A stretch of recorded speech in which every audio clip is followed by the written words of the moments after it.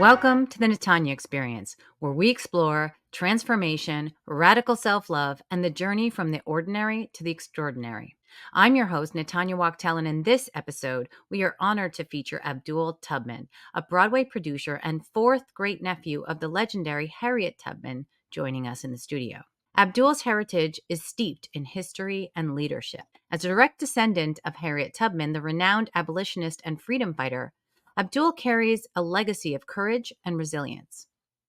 His lineage also includes the 19th president of Liberia and a governor of Mombasa region in Kenya who was knighted by Queen Victoria herself. This rich family history of leadership and service deeply influences Abdul's work today.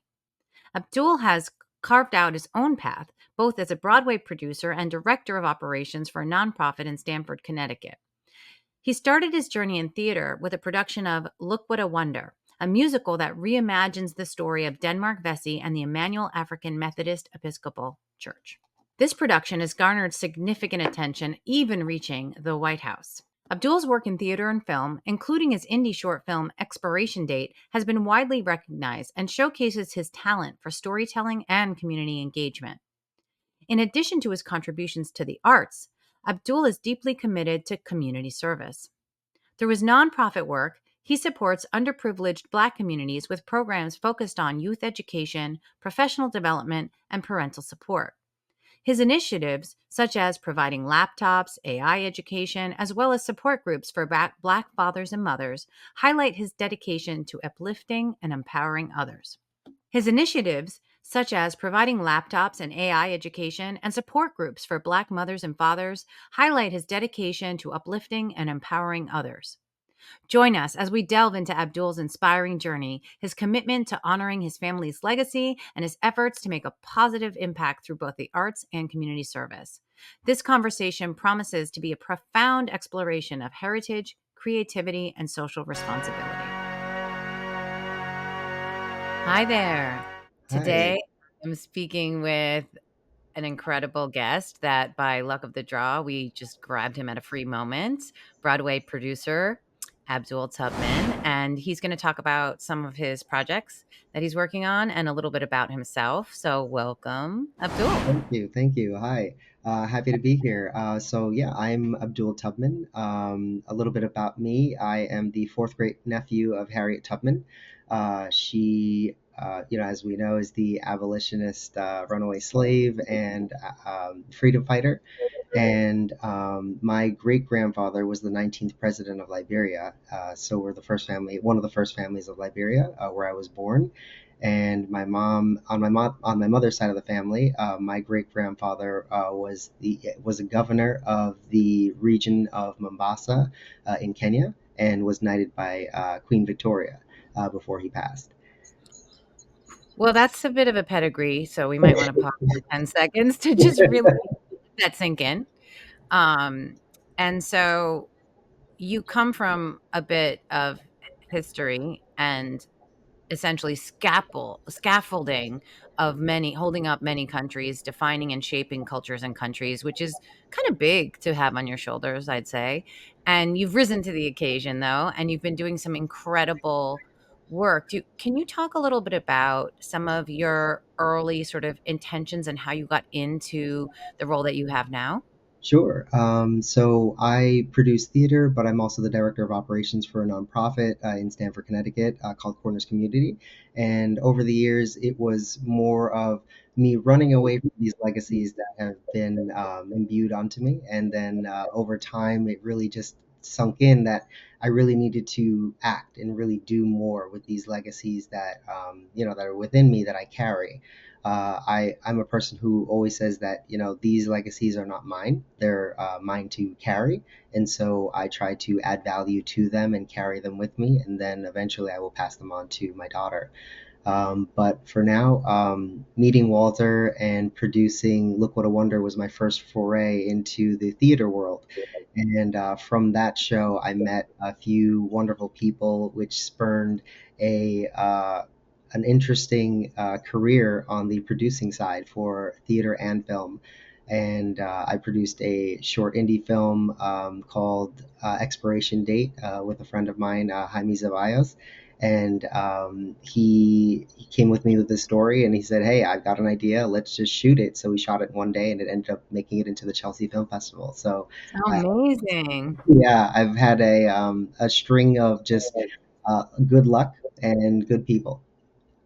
Well, I believe that luck is serendipity and synchronicity and all by design. And when you're doing good in the world, that's why it comes to you. And you're Yeah. clearly trying to do that. And I thank you for speaking about that sort of either pressure or conflict a little bit about being a part, a descendant of people who make and shape history. That's a lot. And so I really am glad you kind of explained how it was a journey for you to find your place in that. Mhm. And, I think a lot of people who listen to this show may or may not relate to that personally, but it Mhm. also shows that you can choose to forge whatever path you want. And then once you connect with what your passion is, you get good luck. No, Yeah. that it truly starts to reinforce that you've made the right choice. Would you say Yeah. that was accurate?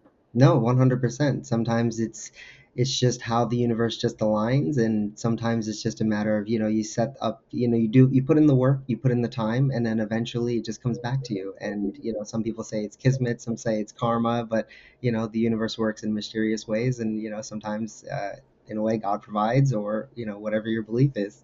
Oh, that's amazing. And so, can we talk a little bit about the I guess the original project you did with Walter because it was already, it was already, produced and presented in Yeah. many places, so we can talk about that a little bit, and then Mhm. some of the future plans, even though I know we don't have official 100% White House clearance, hint, hint, that's what I'm dropping a name about, but that we can at least talk about what is on the event horizon and what are in talks, and that would be just really great because it's pretty incredible, the journey of the production as well. Yes, yes. Walter has spent so much time on this show, and for him to bring me in when he did was just huge for me, and it was also a special time. At the time of him explaining to me the show, of the history of Denmark Fest and the Mother Emanuel Church, um, it was it was almost like a full circle moment, because meeting Walter just out of the blue, and because how we met, which ties into all of this, is I was at a synagogue, which my mom was the financial controller at the time, and they were putting on a musical, and my mom just asked me out of the blue, "Hey, they're doing this musical. It's about the story of Moses, but it's got a hip hop thing, and it just seems interesting." So I said, "Okay, that sounds cool. Let's go." And so we ended up going. We saw this amazing musical about Moses, but in a much modern way. And then I was in Harlem. yeah, yeah, it's Spanish Harlem, which is it's a very beautiful concept. It's just modernizing the story, and there's a lot of play on words. And so from that, at the end of the show, or I should say in the middle of the show, when Moses has his enlightenment period, because it's now modernized and everything, and it's very hip hop. So Harriet Tubman is the person who is the vision that Moses has, who comes to him and says, you need to lead your people to freedom. And so at that point, I'm just like, wait, what just happened? Yeah, you're in the play. Right. And I'm just like, what? Basically, right? Your family, your name, your Right. legacy is part of the story that your mom just happened to say, "Come see this," in a Yeah. Jewish synagogue. Right. And she had no How clue. And random. so, right. So at the end of the show, they do the Q&A, and I stood up when everybody was done. I'm just like, look, I don't have any questions or anything, but I just love the concept of using Moses as a parallel, and using, Harriet Tubman as Moses as a parallel. And, I think it's brilliantly done. The Jewish society and the Black struggle has been excuse me, very parallel. So, it Parallel makes, and, sorry, and also, often dichotomous and yes. conflicting, right? Mhm. And we're dealing with that now, Mm. and that's why I think it's an incredible opportunity to have these kinds of conversations Yes. about unity and collaboration, Mhm. about your God is my love is your Yes. love, is our skin, is whatever, is all of these things resurrected and transformed. And even within that play, right, there's some other big concepts. We're talking about Yes. mental health and Mhm. addiction, Yes. all of these struggles that are modern day things, reimagining sort of our base root parables in the Old Testament, whether you follow those things or not, Mhm. most people have and most cultures have a version of Yeah. that story. Yes. And so it's a universal concept. And then it also included you on the day that you just happened to come, right? So Right. that's incredible, Yeah. and that's really amazing. Yeah. So let's talk about from there, you guys Mhm. connected, and talk a little bit about what I wonder in terms of what the story is, because Yeah. we haven't articulated that yet for Sure. this audience, and maybe talk a little bit about that if you would. Sure. Yeah. So Look What a Wonder is the true story of Denmark Vesey, the runaway slave who ended up founding the Emmanuel Church that Dylan Roof, as we know, a couple of years ago, ended up shooting up and killing 9 people. But the story of the founding of the church itself is so historical, and it's again, as we say, it's American history. Black history is American history. So it's such a monumental moment, even though it's a small church. But at that time period, to establish a church is a big deal. And it's just his story of struggle and rebellion. And so now, the same. Bravery. Yes, and bravery and resilience. So it's all of these virtues. And so, these virtues are now needed again. And so, or I should say, really, they never really went away, but it's really just we need to see them portrayed more. And Yeah. so now is a wonderful time where, Walter reached out to me to put on this show again. And, with the White House, and what ended up happening, Walter, I believe, was at a brunch with Kamala Harris, and then ended up meeting Jill Biden with his son Merwan, and they connected, which was an adorable photo, by the way. Yeah. and Marwan's getting his own show with us, I by the know, way, of right? course. Of He has to. I mean, course. he's so cute. That's a different topic. I mean, talk about, a Greta Thunberg Yeah, equivalent, right? right. Environmental Creative. conservation, Yeah. biracial, young boy, Mm. pure heart, Yeah. gold, the face that, like, you can't not smile back at. Right. So Yeah. that's a whole nother topic, but yes, I get it. And Yeah. so they were there for one Yeah. level of good, and then Right. it swirled into another level, Exactly. right? Yeah, next thing you know, they're in conversations to now bring "Look What a Wonder" for Juneteenth, and in the musical, there's a song Harriet Tubman, which Walter has asked me to introduce before that song, premieres at the White House. Yeah, that's incredible. Yeah. So sorry, taking a breath because so much, and I'm like, where do we go? So, do you want to talk a little bit about maybe some of the talent and some of the ways you've gotten people involved, especially because, you know, I think of maybe, sorry, but an equivalent to maybe how when Hamilton first came on the scene and Mm, people were looking at historicalized fiction and nonfiction stories, weaving them in, giving them a modern edge, casting things in different ways, yeah. looking at some of the tropes and turning them on their head, and then inviting all those people of these different worlds to consume it. Right. And so I think it would be interesting to know about, like, how a little bit about anything you want to say about how the production is coming together for this version, for Yeah. either, actually, for either play, or both, however you'd like to go into it. Sure, yeah. So we are actually just starting that process, so we haven't really broached that just quite yet. But when it comes to at least for the music at the White House, we haven't really started talking about that yet. But I'm sure Walter has already started that process because knowing him, he's already got like Plan A, B, and C done. So when it comes to the theatrical run in New York City, I'm in contact with Stephen Bird, and he's in London right now. And when he comes back, we're going to be meeting to see what we can make happen with Front Row Productions. So I'm very hopeful that he will agree. And once we make that happen, then we'll really be able to find some wonderful talent to really fill the role. We do have. I know that I'm sure Walter has some people in mind. I know that I have some contacts in mind as well. So we're really just going to see, put our heads together and see who is the best person for each role to really take this story to the next level.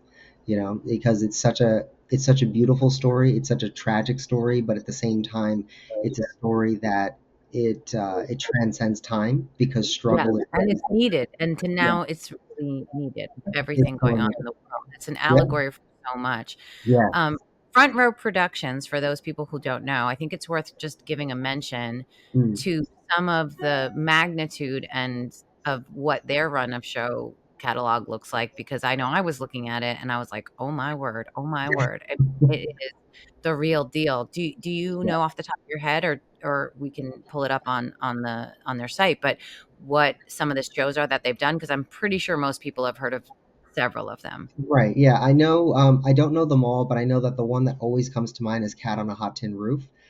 So I know that Steven definitely did that one, but I would have to Google the others because I'm just not as familiar with them. But Yeah. So they no, have that's Sister so many. Act, Yeah, King Sister Act. Arthur and the Count. Yeah. So yeah, they have a pretty impressive lineup of shows. And so, just wishing you so much luck, and not that you need the luck, right? Breaking all the legs to be broken, but not literally. Um, you know, really, really excited that you were able to spend a couple minutes today to talk to us. In terms of shifting gears just a moment, believe it or not, I'd like to ask you a little bit about your nonprofit. Sure. If you're willing to talk about what it is, who it's for, and then maybe we'll close out with what are you looking for from someone listening, whether it be to follow and check out and come see the shows live, or recordings, or to support or donate and that kind of stuff. So we can maybe start with your nonprofit and then talk about sort of what you're looking for, from the world. Sure. Well, Corners Community is a local nonprofit based out of Stamford, Connecticut, and we serve specifically the Black underprivileged community. We look at programs and we look at what's needed. And we just kind of fill the gaps. So right now we are involved in several different programs, like an ACT workforce program, where we work with teen youth, and we provide them laptops, and we provide them education on professionalism, like resume building, vendor fairs. We talk to them about how to conduct interviews. We talk to them about just professionalism in general. I actually taught them how to use artificial intelligence like ChatGPT to start businesses, nonprofits, and how to just have it work for you. And because it's always a matter of working smarter, not harder, because the information is out there, so it's just a matter of working together effectively. So that's one program we do. We also have a Black dads and a Black moms community where we focus on their needs, where it's just like, and it's open to anybody who is, you don't have to necessarily be a father or mother.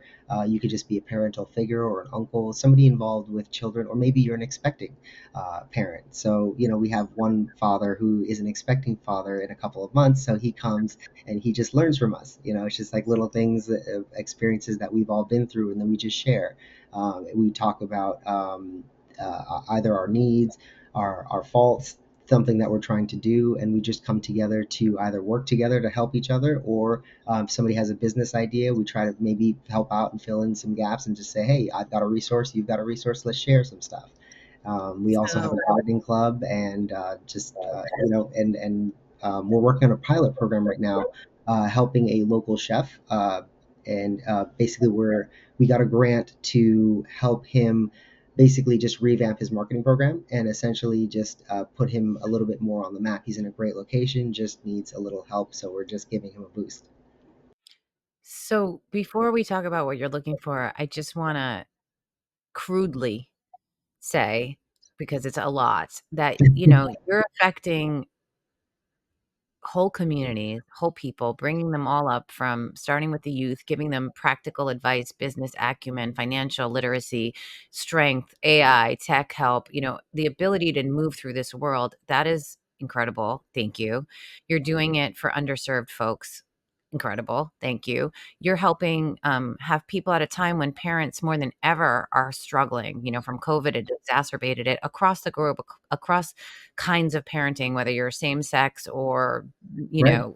heterosex, I mean, Caucasian, or Indian, or whatever, Mhm. whatever you are, Yeah. because of, what's happening in the shifts in our society and the tech that's born into the kids' world. And so kind of going back to basics and providing these personal connections, personal, oh my gosh, and also, there's the guilt and the shame and the fear of being a first time parent. So this Mhm. father gets a runway before the baby even comes. I think that's a beautiful story, and not to be, minimized, in terms of that's a very special thing. And that might affect not only that man, but obviously the child that comes into the world and anyone's after that, but also all their friends and family and community who see Mhm. the value and the benefit of this communal sharing. It's kind of back to the way we used to be in the world, where we sort of everyone reached out to help anyone when they were struggling, whether it was for food or for parenting or for, something to keep your mind busy if you were struggling mentally or something like that. And Yeah. then the small business, that's yet another layer. So Yeah. ultimately, it's a business and it's how this person provides for themselves and their family, but also literally feeding people Yeah. and helping, expand that. And I'm assuming it tastes good Oh too. yeah. And so, just thank you. Thank you for caring. That's a big one. Thank you for not being disheartened by all the injustice and struggle in the world against, many groups and, obviously people of color, especially, and looking to how do we make these bridges? And that's what Yeah. I'm so honored and grateful that you took time with me and that we're talking about these interconnected projects together with Walter Robinson. By the way, Yeah. we should say his full name. Oh, right. Um, Yeah. and because this is all about our collective good and Yes. how it plays out. And so, my zone is more in the mental wellness and whole person health, but it's a big understructure when you don't feel like you belong or you Yeah. don't feel like you have anybody or you get to be made feel like you're less than, you know, that's really hard to be strong from that place. So Mm. you're helping people foundationally on all the layers of what it means to be a thriving person on this planet. So thank you, Yeah. thank you, thank you, thank you, thank you. Thank you. And yeah, and so then I guess the last would be,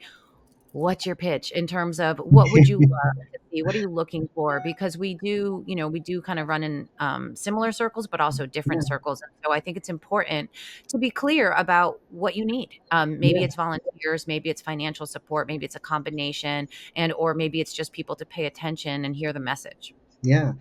For me personally, with all of these things that I'm, involved with, it's really just a matter of community and working together and building something that is lasting, that can have lasting effective change, for our demographic and for everybody, because, we really need to come together, unity.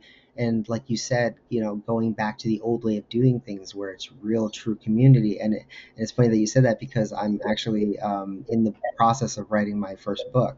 I wrote the foreword for a book called Being Black in America's Schools that's coming out in July.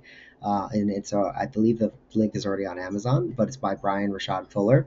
And basically, we got to talking, realized that we both had the same very similar experience growing up in being black in American schools, and so he asked me to write the foreword, and here we go. But now I'm writing my own book, which is essentially the blueprint on how to follow to have a shift in mindset to be more entrepreneurial, but also within a community space, because I find that that's the part that we're lacking. So hopefully that'll Yeah, there used to be a badge of honor also yeah, maybe to do everything on your own. yeah, You know, and you don't I mean, have to. look at MLK Jr. and all these Mhm. historic figures who've shaped, history as a singular figure and, breaking it down and or even your relatives and Yeah, Harriet Tubman. And that's important, but obviously there were others yeah, who stood up and maybe they were in front of the scenes or maybe they were behind the scenes. And there right, were others of different faiths and different ethnicities who yes, came together. And that's what we all need to do, and that's how change happens. You can't do it in a vacuum, yeah, and so I thank you for being positive in a time that is many people have gone dark yeah, because of the struggles in the world, because of the conflicts between groups in this country and around the world. So thank you for stepping up to this very, very, very probably heavy mantle, but you're doing it with grace and aplomb and beauty, and it's incredible, and I'm just so honored that we have, thank this you. opportunity to talk. Thank you. I really appreciate it. Yeah, it just for me, it's just a matter of just trying to put out some good into the world, trying to be a supposed beacon of light, and just trying to. I'm always a person who says always onwards and always upwards, but also I'm one phrase that I've always used is just be a beacon of light, and people will come. As long as you throw positivity out there into the world, someone will find you. And at that point, we can then work together to find the next person. It always starts with one, and then you just find the person who also wants to do some good, and then you just grow. It's Right, and it sort of amplifies at an exponential level, yeah, right? yes, And 100%. and often not even in the way you think, Right. Yes. Very right? much Like, so. my mom said, "Come to this thing," and here we are. Right. I Couple was years at later. the synagogue, like, Right. okay, Yeah. right? So So that's amazing. Thank you, Yeah, thank you, thank you. I know we're gonna continue, yeah, you're in my sights now, and we're obviously gonna be collaborating in some way soon with some of these endeavors because yeah. of Walter, and I'm grateful for that, Me and, too. um, I wish you the best in everything, and Thank can you just really quickly tell, I say tell folks, this is an awkward thing, but tell folks where they can find you. No, what's the best way to sort of follow you and find you in terms Yeah. of, like, the socials and all that? Yeah, yeah. So I'm more so on Instagram than anything else. So you can find me on there, Abdul P Tubman.